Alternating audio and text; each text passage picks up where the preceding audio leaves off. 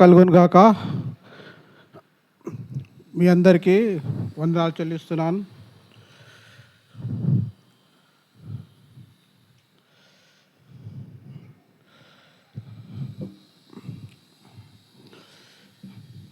కొన్ని మాటలు దేవుని స్తుతించాలంటే కొన్ని మాటలు దేవుని మాటలు మీ ముందు ఉంచి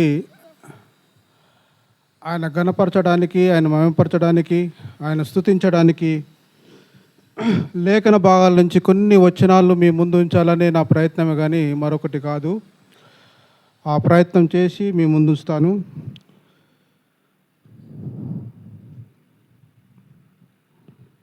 యోహాను సువార్త 17వ అధ్యాయము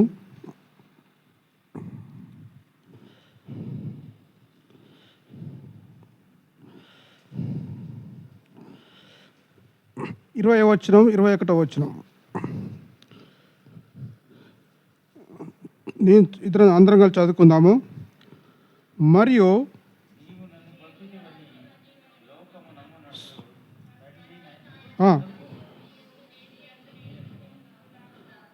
వారును మనం ఎందు ఏకమై ఉండవలని వారి కొరకు మాత్రం నేను ప్రార్థించటలేదు. వారి వాక్యం వలన నా యందు విశ్వాసించే వారందరినీ ఏకమై ఉండవాలని వారిని కొరకు ప్రార్థిస్తున్నాను. చాలు, చిన్న ప్రార్థన చేసుకుందాం. మహాపరిశుద్ధుడమైన తండ్రి, స్తోత్రం నైనా. గొప్ప దేవుడు, సర్వశక్తిమంతుడు, మాతో మాట్లాడే దేవుడు నేను తండ్రి. అయా, నేను స్తుతిస్తూ నేను మయంపరిచేవారిగా నీ మాటలు, కొద్ది మాటలు నేను తండ్రి అయా నేను తండ్రి ధ్యానించాలని, నేను స్తుతించడానికే కానీ నేను తండ్రి అయా నేను మయంపరచడానికే కానీ ప్రభా, నేను ఘనపరిచేవారిగా ఉండటానికే కానీ ప్రభా మేము ఉన్నాం తండ్రి. స్తోత్రం నైనా. అయా చిన్న మందగా కూడి నన్ను తండ్రి అయా నీ మాటలు నేను తండ్రి అర్థం చేసుకునే మనసును మాకు దయచేయమని ప్రార్థిస్తున్న తండ్రి. స్తోత్రం ప్రభా. ఈ మాటలు నేను తండ్రి మాకు నేర్పించండి, మా హృదయాల్లో నాటడానికి కృప చూపించండి. ఈ మాటలు నేను తండ్రి అయా ఎంతో మాకు నేను తండ్రి అయా ఆశీర్వదకరంగా ఉండడానికి కృప చూపించమని నేను తగ్గించి నీ నామాన్ని హెచ్చించేవారుగా మహిమ ఘనత ప్రభావాలు చెల్లిస్తూ యేసుక్రీస్తు నామములో కుట్రం పరమ తండ్రి. యోహాను సువార్త 14వ అధ్యాయము 15వ అధ్యాయము 16, 17 ఈ చాలా ప్రాముఖ్యమైన మాటలు. ఇవన్నీ ఎవరి మాటలు అంటే యేసు ప్రభు మాటలే. ఎన్ని అధ్యాయాలు? 14, 15, 16, 17 ఈ చాలా ప్రాముఖ్య మాటలు. ఎందుకంటే తీరా ఆయన పట్టబడే సమయం ఈ మాటలు. ఎప్పుడు? తీరా ఆయన పట్టబడే మాటలు 18వ అధ్యాయంలో ఆయన పట్టుకుంటారు. ఎవరిని? పట్టబడటానికి ముందు మాటలు అన్నమాట ఇవి. పట్టబడటానికి ముందు మాటలు 14వ అధ్యాయం, 15వ అధ్యాయం, 16, 17 18వ అధ్యాయంలో పట్టబడతాడు. ఈ చివరి మాటలు ఏ మాటలు ఇవి? చివరి మాటలు. ఒకసారి చూద్దామా? 14వ అధ్యాయం, 15వ అధ్యాయం అన్నీ కొన్ని టకటక చెప్పేసి నేను ఆ వాక్యానికి వెళ్తా. 14వ అధ్యాయము 1 నుంచి 11 వరకు ఏమంటాడంటే నేనే మార్గము, నేనే సత్యము, నేనే జీవం అంటాడు. ఎక్కడి నుంచి? 1వ అధ్యాయం 11వ వచనం వరకు 14వ అధ్యాయంలో. అదే 12 నుంచి 17 వరకు ఆత్మ వాగ్దానం చేయబట్ట. అదే 18 నుంచి 26 వరకు నేనే జీవమును, మీరును జీవింతురు అంటాడు. అదే 27వ వచనం నుంచి 31 వరకు నా శాంతిని మీకు అనుగ్రహిస్తున్నా అంటాడు. చూసిరా 14వ అధ్యాయంలో. ఇక 15వ అధ్యాయానికి వస్తారికే నేను ద్రాక్షవల్లిని, తీగలు మీరు అంటాడు. చూసిరా అంత మాటలు ఆయన పట్టబడే ముందు అనమాట మాటలు. 1 నుంచి 8 వచనాలకు నేనే ద్రాక్షవల్లిని, తీగలు మీరు అంటాడు. 9 నుంచి 17 వరకు ఏమంటాడు? నా ప్రేమ యందు మీరు ఏమంటాడు? నిలిచి ఉండండి అంటాడు. నా ప్రేమ యందు మీరు నిలిచి ఉండండి అంటాడు. ఇక 18 నుంచి 27 వరకు లోకము సత్యస్వరూపి అంటే లోకం గురించి, సత్యం గురించి మాట్లాడతాడు. ఇంకా అదే 16వ అధ్యాయానికి వస్తారికి ఏమంటాడంటే 1 నుంచి 6 వరకు చివరి మాటలు ఏమంటాడంటే సత్యస్వరూపైన ఆత్మ అంటాడు. మళ్ళీ 16 నుంచి 22 వరకు వచ్చినట్టే కొన్నాళ్ళ వరకు మీరు ఇంకా నన్ను చూడరు, ఇంకా చాలుగా అయిపోయింది, నన్ను చూడరు అయిపోయింది అంటాడు. 23-32 వరకు ఏమంటాడే, అడుగుడి మీకు ఇవ్వబడును అంటాడు. మీది ఏం అడిగితే, మీ ప్రార్థన ఏం అడిగితే అది ఇస్తానంటాడు. ఇక లాస్ట్కు 17 అధ్యాయం వరకు ఏమంటాడు తెలుసా? ఇక యేసు కృతజ్ఞత ప్రార్థనలు అక్కడి నుంచి 17 అధ్యాయం కాంచెలు ఏం చేస్తాడు, ప్రార్థనలు ప్రారంభిస్తుంటాడు. ఎవరెవరికి ప్రార్థన చేయాలి, ఎవరికి అంటే అప్పుడు ఏమంటాడు, యేసు యాజకత్వం ప్రార్థన చేస్తాడు. తర్వాత 6-10 వచనాల వరకు అపోస్తుల కొరకు ప్రార్థన చేస్తాడు. ఎవరు? యేసు ప్రభువే చేస్తాడు స్వయంగా. ఏమంటాడు, 6-10 వచనాల వరకు అపోస్తుల కొరకు ప్రార్థన చేస్తాడు. 11-19 వరకు యేసు యొక్క ప్రార్థన అది ప్రత్యేకంగా ఆయన చేసుకుంటాడు. 20-26 వరకు విశ్వాసుల కొరకు ప్రార్థన. ఎక్కడి నుంచి చేస్తాడు?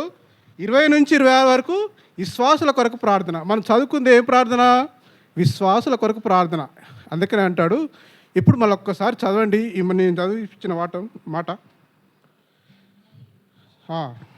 మరియు నీవు నన్ను పంపితివని లోకము నమ్మునట్లు తండ్రి, నా యందు నీవును నీ యందు నేనును ఉన్నలాగున వారును మన యందు ఏకమై ఉండవలెనని వారి కొరకు మాత్రము నేను ప్రార్థించుటలేదు, వారి వాక్యము వలన నా యందు విశ్వాసముంచు వారందరూ ఏకమై ఉండవలెనని వారి కొరకును ప్రార్థించుచున్నాను. చాలు. ఇక్కడ 2 ప్రార్థనలు చేస్తున్నాడు యేసు ప్రభు. ఏం ప్రార్థనలు చేస్తున్నాడు స్వయంగా? అర్థమైందా? ఇప్పుడు 2 వచనాలు చదివింది, 2 మాటలు ప్రార్థన చేస్తున్నాడు. ఆయన నేను ఏకమై ఉన్నాము. తర్వాత ఏమంటాడు, మీరు ఏకంగా ఉండాలని ఆయన నేను ఏకమై ఉంటున్నా కానీ దాని కొరకు మిమ్మల్ని గురించి ప్రార్థన చేస్తలేను. మీరు ప్రార్థన చేసేది ఏంటిదంటే సంఘము ఏకమై ఉండాలని ప్రార్థన చేస్తున్నాడు. ఏం కావాలన్నట? సంఘము ఏకంగా ఉండాలని ప్రార్థన చేస్తున్నాడు. అది చివరి ప్రార్థన అనుకోవచ్చు. ఎందుకంటే 18వ అధ్యాయంలో యేసు పట్టబడతాడు అనమాట. ఏమంటాడంటే మీరు సంఘం అనేది ఒక ఏకముగా ఉండాలి. ఏమంటాడు? సంఘము ఏకంగా ఉండవలనని వారి కొరకు ప్రార్థన చేస్తున్నాను అంటాడు. వారి కొరకే ప్రార్థన చేస్తున్నా అంటాడు. చాలా ప్రాముఖ్యమైన మాట ఇది. ఎందుకంటే సంఘము ఏకము ఉండడానికి చాలా కష్టము. ఎందుకంటే ఒకరి మనసులు ఒకరి పురికొల్పాలంటే సహజం కాదు. అవుతుందా? ఇప్పుడు జాన్ కెనడీ అంకుల్కు ఆయన మనసు నా మనసు చాలా డిఫరెంట్. ఆయనకు నాకు పురికొల్పదు. లేకపోతే సంఘంలోకి సంఘ విశ్వాసులకు పురికొల్పదు. అవుతుందా? సహజం కాదు అది. అందుకనే యేసుప్రభు ఇది ఒక మాట మీకు చెప్పాలి, చాలా ప్రాముఖ్యమైన మాట చెప్పాలి, మీరు ఏకంగా ఉండాలి. అట్టెందుకండి, ఈడ నతానీలో మంచి గాయకుడు పాట పాడిన అనుకోండి, మీరందరూ ఏమనుకుంటారు, బా ఏం పాడిండు లే నతానీలు అని అసూయ వస్తుంది కాదా? అబ్బా అంతగాని పాడిండా. అందుకనే అది ఏకత్వం ఉండాలి. ఆయన పాడినంటే నువ్వేం చేయాలి? అయ్యా ఇంకా మంచిగా ప్రార్థన చేసి ఈ పాట కాకపోతే ఇంకో మరొక పాట, లేకపోతే పాటే పాడుతుండు, వాక్యం చెప్పడానికి కూడా ఆయన తలాంత తీయాలని ఆ మనసు సంఘానికి ఉండాలి. అదే మరి ఏకం అంటే ఏంది? అదే ఉండాలి. ఆ తలంపు నువ్వు నేను కలిగి ఉండాలి. ఆ తలంపు నువ్వు నేను కలిగి ఉండకపోతే అది ఏకం కాదు సంఘం. అట్లా పొగడతలు వద్దు, కానీ నీలో ఉన్న మనసు ఆ తలాంతు ఆయనకి ఇచ్చినవే అని దాని కొరకు నువ్వేం చేయాలి? ప్రార్థన చేయాలి. అందుకనే చేసిండు ఈయన యేసు ప్రభు. సంఘము ఏకంగా ఏముండాలట? వారి కొరకు నేనేం చేస్తుండు? ఏకమై ఉండాలి. వారి వాక్యము వలన నా యందు విశ్వాసముంచు వారందరూ ఏకంగా ఉండవాలని వారి కొరకు నేను ప్రార్థిస్తున్నాను అంటాడు. చూసిరా, సంఘము ఏకంగా ఉంటే లోకం ఏం చేయలేదు. ఒక మాట చూడండి, ఒక మాట కొద్దిగా వెనుక తిప్పండి, ఒక మాట చూపిస్తా. యోహాను సువార్త 13వ అధ్యాయము 34వ వచనం 35వ వచనం చదవండి.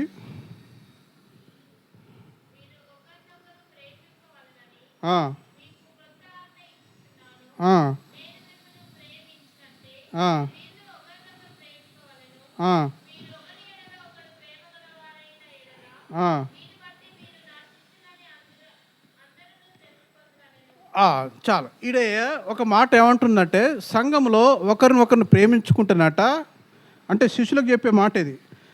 నా శిష్యులు అందరూ తెలుసుకోవాలంటే ఏం కావాలి? మీరు ప్రేమించుకోవాలి. మీరు ప్రేమించుకుంటే లోకం ఏం చేస్తుంది? ప్రేమ కలిగి ఉంటే లోకం ఏం చేస్తుంది? అందరూ తెలుసుకుంటారు. ఇప్పుడు మనము సంఘంలో గుద్దుకుని బయటకు వస్తే లోకం తెలుసుకుంటే వాళ్ళకే సంబంధం లేదండి, ఎక్కడిదండి. ఒక్కరన్నా సరిగా ఉన్నారా అండి వాళ్ళు? ఆయన గుర్తాడు, ఈయన గుర్తాడు. వాళ్ళు ఎట్లా ఉంటారంటే అప్పుడు అందరు తెలుసుకుంటే అప్పుడు సంఘం ఏకమైనట కాదు. అందుకనే ఈ ప్రభు ప్రార్థించేది అదే, మీరు ఏకంగా ఉండాలి. ఏకంగా ఉండి సంఘం ఏకంగా ఉంటే అది సంఘం ఏమవుతుంది? క్షేమం ఉంటుంది, అభివృద్ధి అవుతుంది. ఇంకా అన్నీ సంఘంలో ఏది కొనసాగాలన్నా అవి కొనసాగుతుంటాయి. చూసిరా? అందుకనే ఆ ప్రార్థన చేస్తాడు. మరి ఏకం అంటే దేంట్లో ఏకం కావాలి?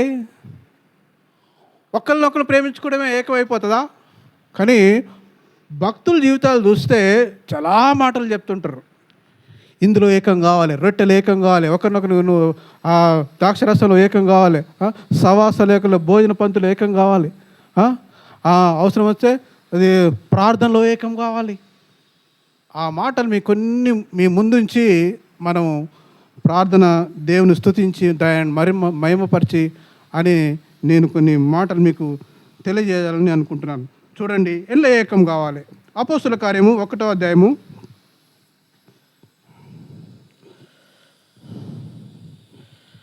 1వ అధ్యాయము 14వ వచనం.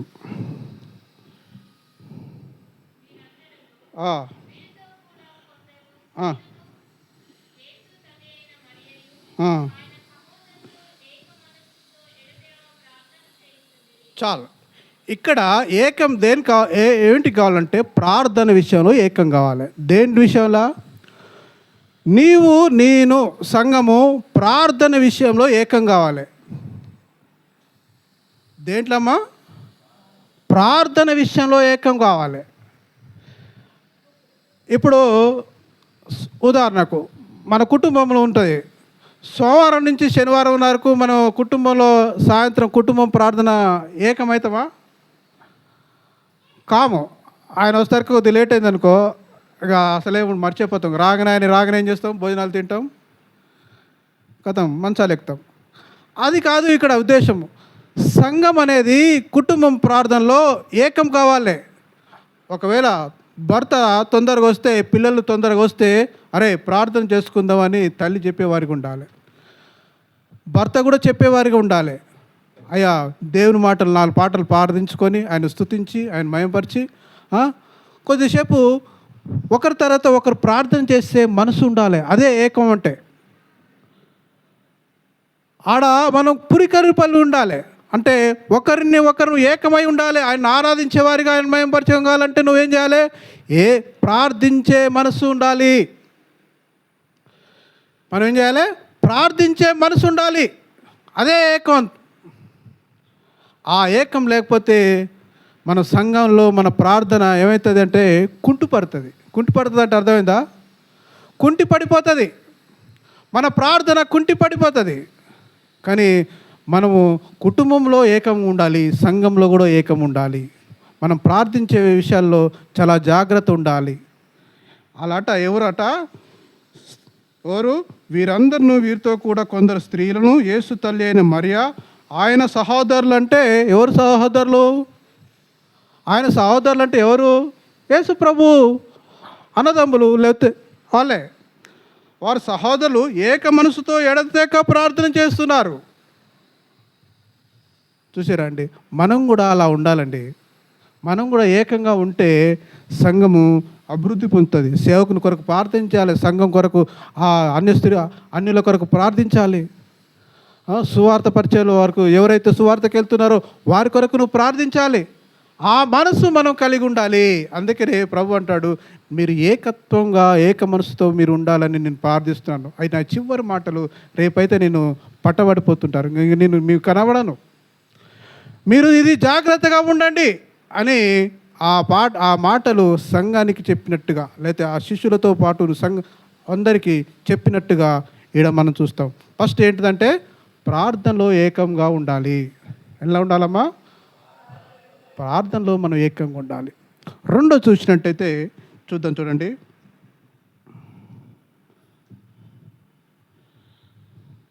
ఒకటో కొరింథీ పత్రిక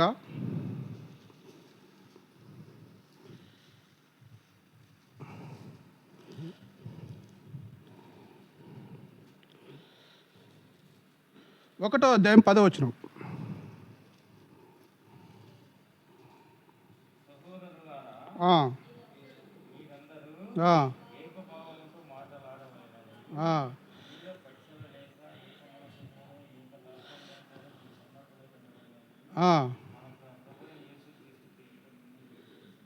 చాలు.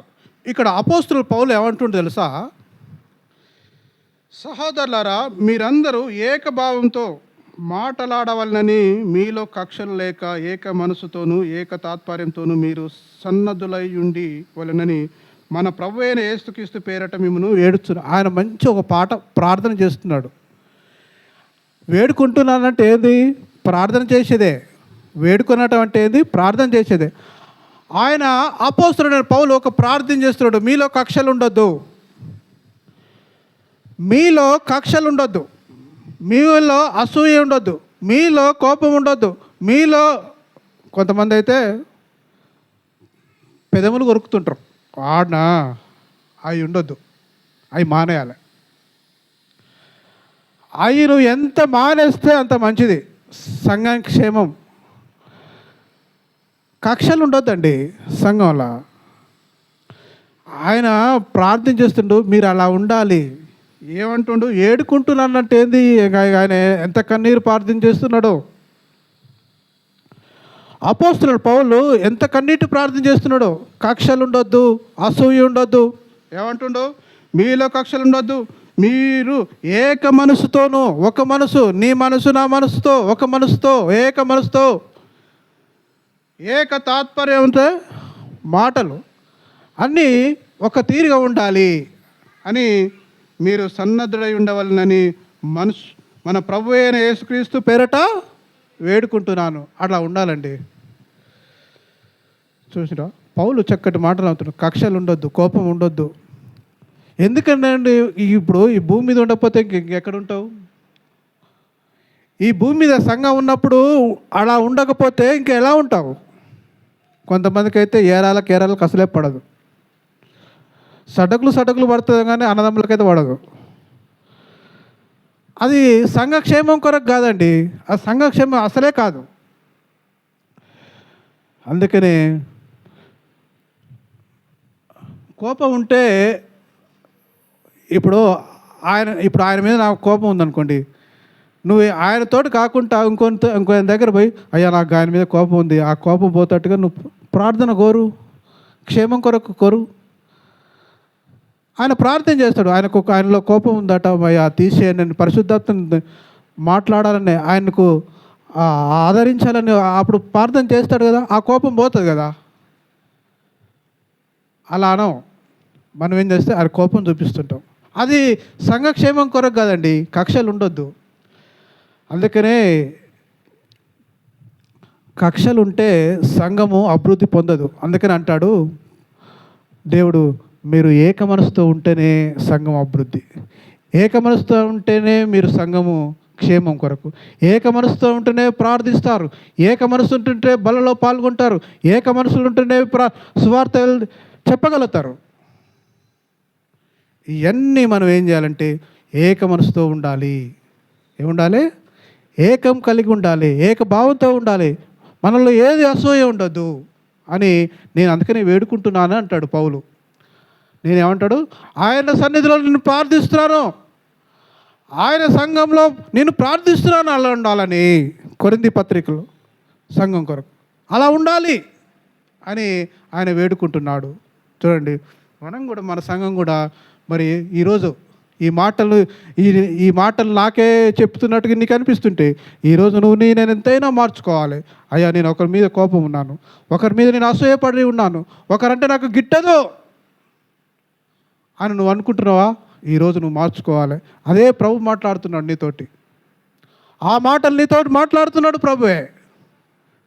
అందుకని అంటాడు, ఏక మనసు కలిగి ఉండండి, ఏక మనసుతో కలిగి ఉండండి. అప్పుడు సంఘము అప్పుడు క్షేమం కొరకు ఉంటుంది. మూడో మాట చూద్దాం, ఒక మాట.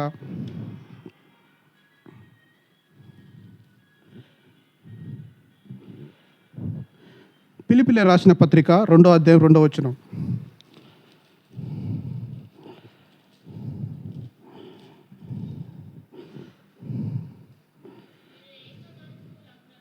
ఆ, ఆ, ఆ,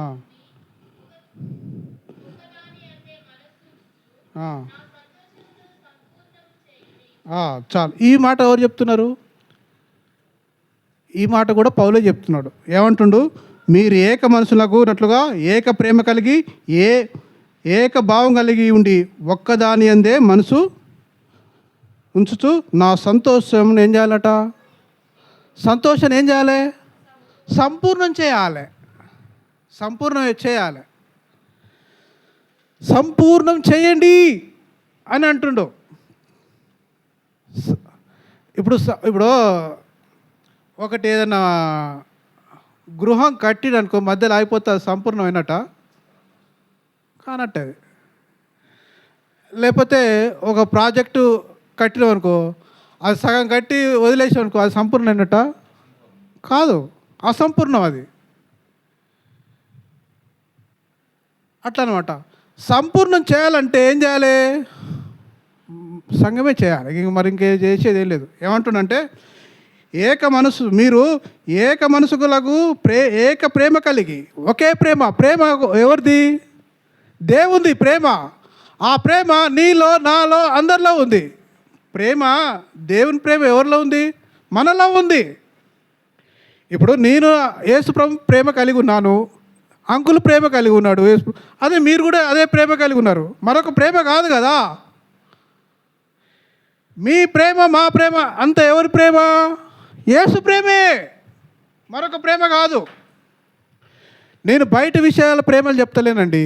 సంఘం గురించిన ప్రేమ, యేసు ప్రేమ నాలో ఉంది. నాలో ఉన్న ప్రేమ యేసు ప్రేమ మీలో ఉంది. రాలేదా? నాకు డౌట్ వస్తుంది. లేదంటే ప్రేమ ఒకటే. అందుకనే నీ ప్రేమ, నా ప్రేమ ఎవరిది? యేసయ్య ప్రేమ. ఆ ప్రేమ కలిగి ఉండాలండి. ఏ ప్రేమ అది? యేసుని ప్రేమ. అసలు మన హృదయాలు చూస్తే అసలు దేవుడు ప్రేమిస్తాడా? మన అసూయను చూసి, లేకపోతే మనం పాపం చూసి ప్రేమిస్తాడా? ప్రేమించడు. కానీ ఆయన ప్రేమించాడు.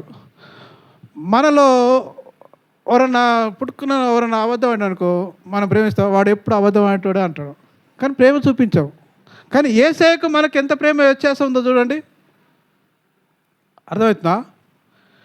ఇప్పుడు మన సంఘంలో ఒక ఎప్పుడు అబద్ధం ఆడతాడు, వానికి ప్రేమ లేదు పాలేదని అనుకుంటాం. కానీ యేసు ఆయన ప్రేమించలేదా? ప్రేమించాడు. కానీ మనం ఏం చేస్తాం? వ్యత్యాసం చూపిస్తుంటాం. కానీ అది కాదు, ఆ ప్రేమ కాదు. కానీ మనం కూడా మనం నువ్వు ప్రార్థన చేయాలి. ఏమని ప్రార్థన చేయాలి? అడుగుకు అబద్ధం ఆడుతున్నాయా అని కొరకు నువ్వు ప్రార్థన చేయాలి. అతని కొరకు ప్రార్థన చేయాలి. అప్పుడైనా కొద్దిగా మారుతాడేమో. కానీ నువ్వు ఆయన అబద్ధం ఆడుతున్నాడు, నువ్వు ఎప్పుడు ఏం చేయొద్దు? ముళ్ళుగారు విడిచి పొడవద్దు. అది కాదు, అది క్షేమం కాదు సంఘం. నువ్వు అతని కొరకు ప్రార్థన చేయాలి. అందరికని అంటాడు, మీరు ప్రేమ కలిగి ఉండండి. మీరేం చేయాలి? ప్రేమ కలిగి ఉండండి. అదే సంపూర్ణం కావాలంటే ప్రేమ కలిగి ఉండాలి. చూసారా? ఎన్ని చూసినామమ్మా? 3 చూసినాం. నా సంతోషం ఏంటిది? సంపూర్ణం చేయాలంటే ఏంది? మీరు ప్రేమ కలిగి ఉండాలి. అలా ఉంటేనే సంఘం క్షేమం కొరకు. అందుకని అంటాడు ప్రభు, మీరందరూ ఏకంగా ఉండాలి అంటాడు. అది ఇంకొక వచనం చూసుకుందాం చూడండి. 1 కొరింథీ పత్రిక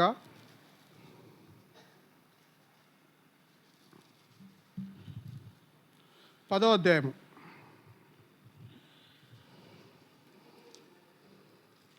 17వ వచనం.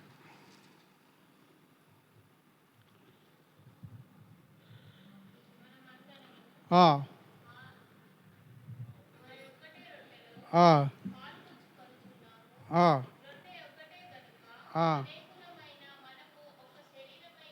చాలు. మనమందరము ఆ ఒక్కటే రొట్టెలో ఏం చేస్తున్నామట?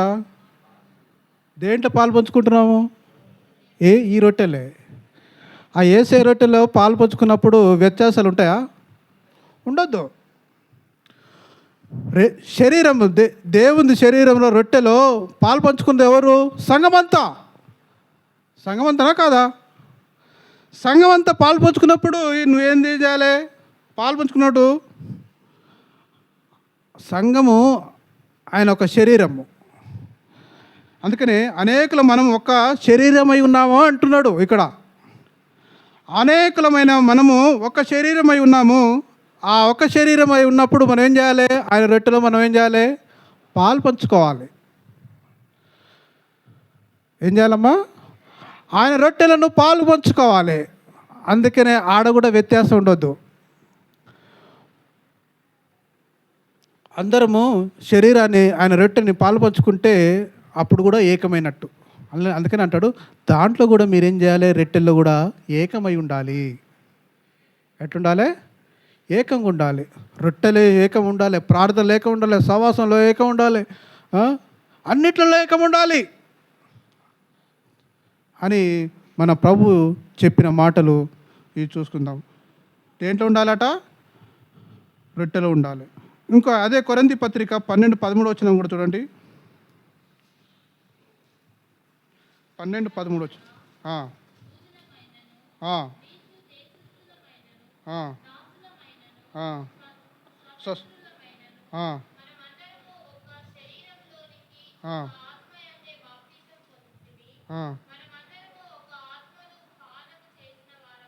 చాలు.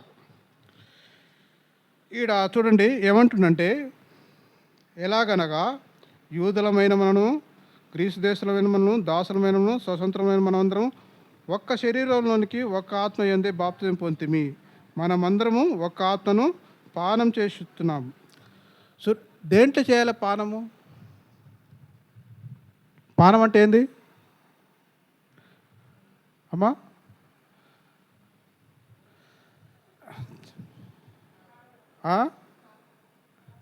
త్రాగడం, ఇంకా స్వీకరించడం, ఇంకా అదేనండి మన ద్రాక్షరసం ఉంటుంది, అదే పానం. అట్లా కూడా ఏం చేయాలి? ఏక ఆత్మతో కలిగి పానం చేయడానికి మనం ఉండాలి. దాంట్లో కూడా ఉండాలి. అది కులమనే కాదు, ఈ దేశస్తులని కాదు, ఆ దేశస్తులు కాదు, ఈ అన్యుడని కాదు. చూసిరా? అందరికీ, యూదులని కాదు, గ్రీసు దేశాలు కాదు, ఇంకా తక్కువ జాతి వాళ్ళు కాదు, అందరికీ, ఏ దేశస్తులకైనా అది మనకు ఆ ఆత్మ యందు ఏంది పానం చేసిన వారమే ఉంటుంది. శరీరం ఒక్కటే అవయములు ఉండక అనేకమైన అవయములు ఉన్నది. చూసిరా? కింద చూస్తే ఇంకా పెద్దగా ఉంటుంది, అది దాని కిందికి వెళ్తలేను. కానీ దాంట్లో కూడా మనం ఏం చేయాలి? ఏకభావంతో ఉండాలి. దాంట్లో కూడా ఏకభావంతో ఉండాలి. అల్ల కూడా కక్షలు ఉండొద్దు, అల్ల కూడా ప్రేమ కలిగి ఉండాలి, అల్ల కూడా మనం ఏంటంటే సంఘ క్షేమం కొరకు మనం ఉండాలి. రోమపత్రిక 12వ అధ్యాయం 4-5 వచనం చూడండి.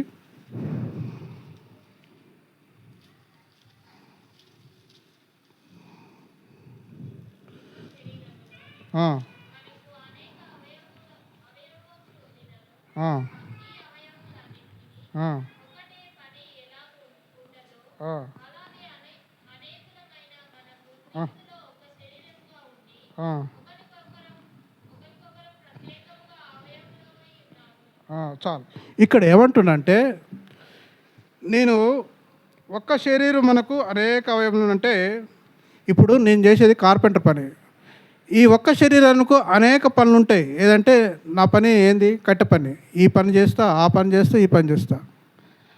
అయితే ఒక్క శరీరం అనేక అవయములు ఉన్నప్పుడు ఈ అవయములు నా దాంట్లో ఉన్నాయి కదా, ఆ ఒక్కటే పని ఎలాగ ఉండదో అలాగే అనేకమైన మనము క్రీస్తులో ఒక్క శరీరం ఉండి ఎలా ఉండాలట? అనేక శరీరములు ఒక్క అవయవంతో ఉండాలట. క్రీస్తులో ఒక్క శరీరంగా ఉండి ఒకరికొకరము ప్రత్యేకంగా ఏముంటామన్నట, అవయములై ఉన్నాము. ఇది అర్థమైందా? ఇది క్రీస్తు కాడికి రాగానే మీ శరీరము మా శరీరము ఒకేటే అవయముగా ఉండాలన్నట. అర్థమైందా? ఇప్పుడు మన అందరు కలిసి క్రీస్తుతో ఏంది, ఒకటే అవయవం. చూసిరా, దాంట్లో కూడా మనం ఏం చేయాలట, ఒక్కటే అవయవంగా ఉండాలి. అల్ల కూడా మనం ఏం కావాలంటే ఏకంగా ఉండాలి. చూసిరా, దాంట్లో కూడా ఏం చేయాలి, మన అవయవాలలో క్రీస్తులో ఒకటే అవయవం ఉండాలి, అల్ల కూడా ఏకంగా ఉండాలి. చూడండి, ఇన్ని చెప్తున్నాడు ప్రభు. ఈ మాటలు మీరు ఏకంగా ఉండాలి, ఏకంగా ఉండాలి, దాంట్లో రొట్టెలు ఏకంగా ఉండాలి, మన ప్రార్థనలు ఏకంగా ఉండాలి, అన్నిటిలో మీరు ఏకంగా ఉండాలి. అందుకనే లాస్ట్ చివరిగా అది ఆ మాటలు అని ఆ 18వ అధ్యాయంలో ఏం చేస్తాడు, పట్టబడిపోతాడు. ఇంకొక వచనం చూడండి, ఎఫెసీ పత్రిక 4వ అధ్యాయం 4వ వచనం.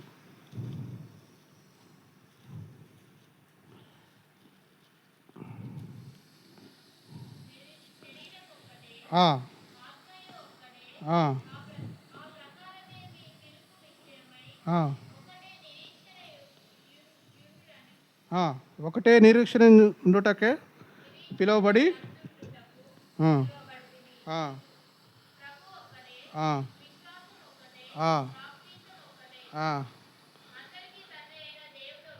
చాలు చాలు. అందరిలో ఉన్నవాడు, అందరిలో ఉన్నవాడు. అందరిలో ఎవరున్నారు? ప్రభు. చూసిరా, ఏమంటాడంటే ఈడ శరీరము ఏంటిది, ఒకటే, ఆత్మ ఒకటే. ఆ ప్రకారమే మీ పిలుపు కూడా ఏంది, విషయమై ఒకటే. ఈడ పిలుపు విషయం ఒకటే, శరీరం ఒకటే, ఆత్మ ఒకటే, నిరీక్షణ ఉండుటకు పిలువబడితిరి. ప్రభువు ఒక్కడే, విశ్వాసం ఒకటే. చూసిరా, బాప్తిజం ఒక్కటే, అందరికీ తండ్రి అయిన దేవుడు ఒక్కడే. ఒక్కడే తండ్రి అయిన దేవుడు ఒక్కడే. ఆయన అందరి పైగా ఉన్నవాడెవడు, అందరిలోని వ్యాపించే అందరిలో ఉంటాడు. ఆయన ఒక్కడే. చూసా, ఒక్కడే ఒక్కడే ఒక్కడే. అందుకనే అందరూ కూడా ఒక్కడే, అందరే ఏకం. చూసా, శరీరం ఒకటే, ఆత్మ ఒకటే, ఒకటే నిరీక్షణ ఉండటం వరకు పిలువబడితే ప్రభు ఒక్కడే, విశ్వాసం ఒకటే. విశ్వాసం అలాగలాగా ఉంటుందా? ఉండదు.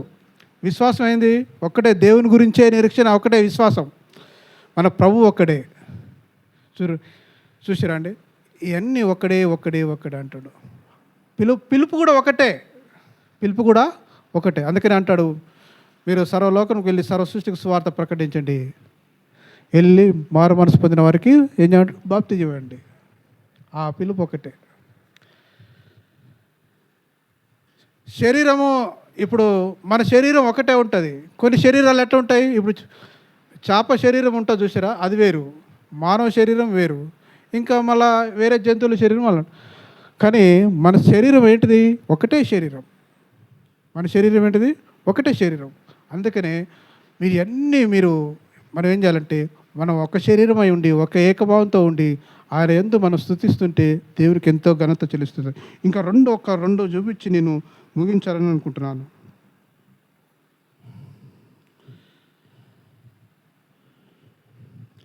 ఫిలిప్పీ పత్రిక 1వ అధ్యాయం 28వ వచనం.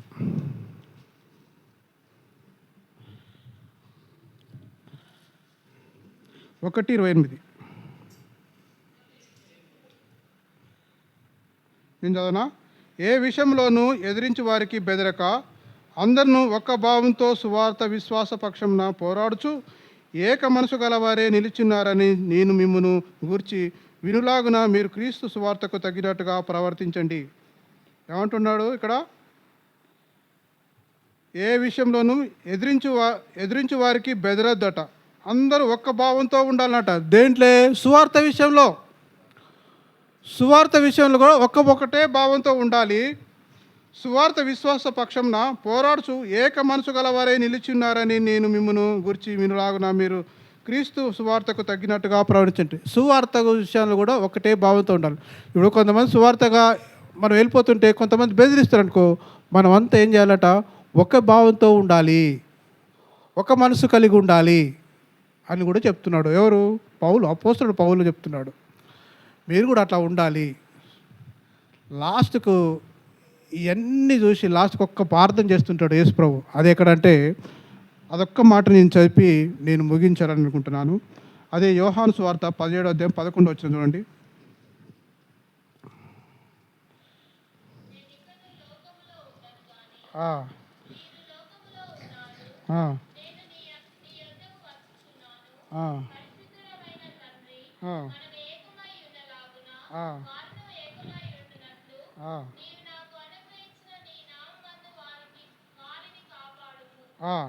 చాలు చాలు చాలు.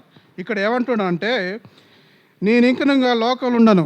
లోకంలో ఉండగా అయిపోయింది. 33.5 సంవత్సరాలు బతికినట్టుగా అయిపోయింది. ఇక నేను లోకంలో ఉండను. మీకు ఒకటి చెప్తున్నాడు. ఏమంటున్నా అంటే, నేను ఇంకా లోకంలో ఉండను కానీ మీరు లోకంలో ఉన్నారు. ఎవరున్నారు? నేను మీ యొద్దకు వచ్చున్నాను. పరిశుద్ధుడైన తండ్రి మనము ఏకమై ఉన్నలాగున. దేవుడు కుమారుడు ఎలా ఉన్నారో ఏకంగా అలా ఉన్నారు, ఏకమున్నారు. వారిని కూడా ఏకమై ఉండవలనట్లుగా నీవు నాకు అనుగ్రహించిన నీ నామమందు వారిని కాపాడము అని ప్రార్థిస్తున్నాడు. ఎవరు? తండ్రి. అది కుమారుడు తండ్రి కొరకు ప్రార్థిస్తున్నాడు. అలా కాపాడన్నట్టుగా చూస్తున్నాడు. చూడు, మనం కూడా ఏకం కావాలని కూడా ప్రభువు ప్రార్థిస్తున్నాడు తండ్రికి. చూసిరా, మనం కూడా ఈ మాటలన్నీ ఆయన్ను స్తుతించేవారుగా, ఆయన మయపరిచేవారుగా, ఘనపరిచేవారుగా మనం సంఘంలో మనం కూడా ఏకంగా ఉండాలంటే సంఘము ఎంతో క్షేమంగా ఉంటుంది. సంఘము ఇంకా వృద్ధి చెందుతుంటుంది. సంఘము ఇంకా అనేకుల కొరకు నువ్వు మాదిరిగా ఉంటావు. సంఘము ఇంకా ఇంకా వేరే సంఘాలు, మీ సంఘస్థుల నుంచే ఇంకా వేరే సంఘాలు కట్టడానికి కూడా మీరు దేవుడి కృప మీకు అట్లా ఉంటుంది. ఎందుకంటే మనం దేవుడు చెప్పిన మాటలు మనం అందరం ఏకంగా ఉంటే సువార్తలో కానీ, బల్ల విషయంలో కానీ, ఏక ప్రార్థనలో కానీ, వ్యక్తిగత ప్రార్థనలో కానీ ఇవన్నీ నువ్వు కలిగి ఉంటే నువ్వు సంఘం ఎంతో క్షేమం కొరకు ఉంటుంది. సంఘము నువ్వు ఎంతో స్తుతించే వారికి ఉంటావు. దేవుని ఎంతో మయంపరిచే వారికి ఉంటావు. దేవుని నామానికి ఘనత చెందించే వారికి ఉంటావు. ఒక మాదిరి కూడా మనం చూపించే, లోకానికి ఒక మాదిరి చూపించే వారికి ఉంటాం. ఎందుకంటే లోకము మనల్ని ఎప్పుడూ కనిపెడుతూనే ఉంటుంది. లోకం ఎప్పుడూ కనిపెడుతూనే ఉంటుంది. నువ్వు ఆ మాదిరి నువ్వు చూపించాలంటే సంఘంలో నువ్వు మాదిరిగా ఉండి, సంఘం క్షేమం కొరకు నువ్వు ఉండి, సంఘంలో నువ్వు ప్రార్థించే వారిగా ఉండి, సంఘంలో దేవుని స్తుతించే వారిగా ఉండి, సంఘంలో పురికొరిపోయేవారుగా ఉండి, సంఘం క్షేమం కొరకు నువ్వు ఉంటే దేవుడు నిన్ను ఎంతగా వాడుకుంటాడు. ఈ వాక్యం దేవుడు దీవించును కాక. ఆమేన్.